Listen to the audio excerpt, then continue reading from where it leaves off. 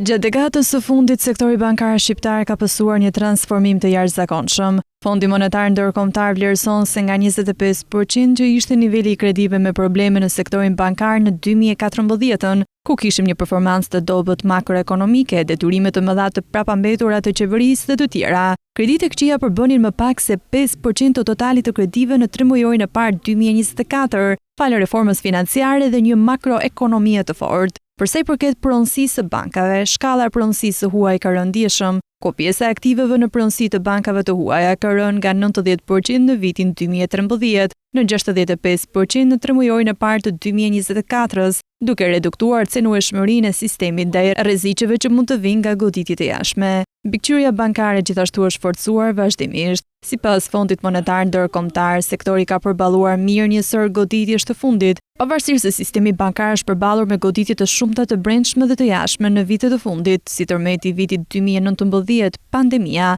lufta Rusi-Ukrainë, ai ka mbetur elastik. Fitimi i sektorit bankar ka qenë i qëndrueshëm me një kthim mesatar të aktiveve prej rreth 1% midis 2019-s dhe 2022-shit, i cili u rrit në një mesatare prej 1.7% në 2023-shin dhe 2024-ën, si rezultat i të ardhurave më të larta nga interesat, të cilat kanë ardhur si pasojë e normave të larta të interesit të kredive. Megjithatë, sistemi bankar mbetet i cënueshëm nga disa rreziqe. Shqipëria vazhdon të renditet ndër vendet e para në Evropë përsa i përket zotërimeve të letrave me vlerë nga bankat, duke paraqitur rreziqe që rrjedhin nga marrëdhënia financiare ndërmjet qeverisë dhe sektorit të brendshëm bankar të vendit. Tregjet e obligacioneve të qeverisë në monedhën vendase dhe tregjet e paras mbeten jo likuide, gjë që mund të komplikojë aftësinë e bankave për të gjeneruar likuiditet gjatë episodeve të stresit. Ekonomia mbetet shumë e euroizuar dhe ndërkohë që huadhënia e pambrojtur në valutë ka rënë si pjesë e totalit të kredive në valutë,